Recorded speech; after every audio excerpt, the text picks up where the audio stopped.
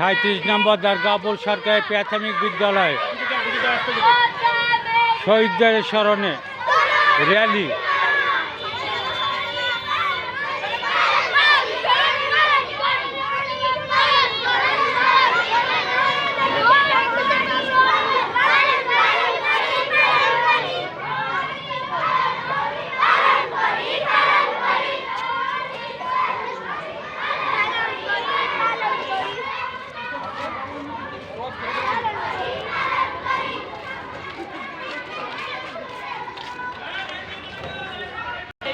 প্রদক্ষিণ করলে এটা আমার খুব ভালো লেগেছে।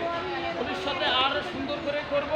আমাদের হাই স্কুলের স্যারেরা বলতেছিল কি যে ছোট ছেলেমেয়েরা ওরা হাঁটতে পারে কিনা, আমরা পারি না, পারি না, কিছু করে বলো পারি না। হ্যাঁ, আমরা সব সময় এইভাবে সুন্দর পরিবেশে আমরা কাজ করব, ঠিক আছে? আমরা সুন্দরভাবে আজকে এই র্যালিগুলো আজকে কি দিবস জানো? আন্তর্জাতিক মাতৃভাষা দিবস।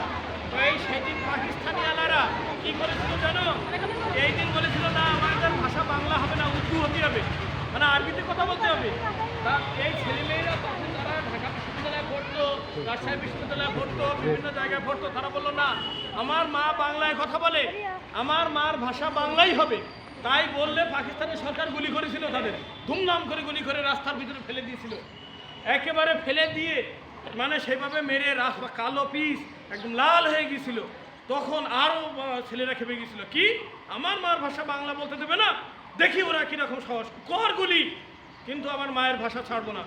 সেইখান থেকে মায়ের ভাষা আমাদের মাতৃভাষা বাংলা ভাষা হয়।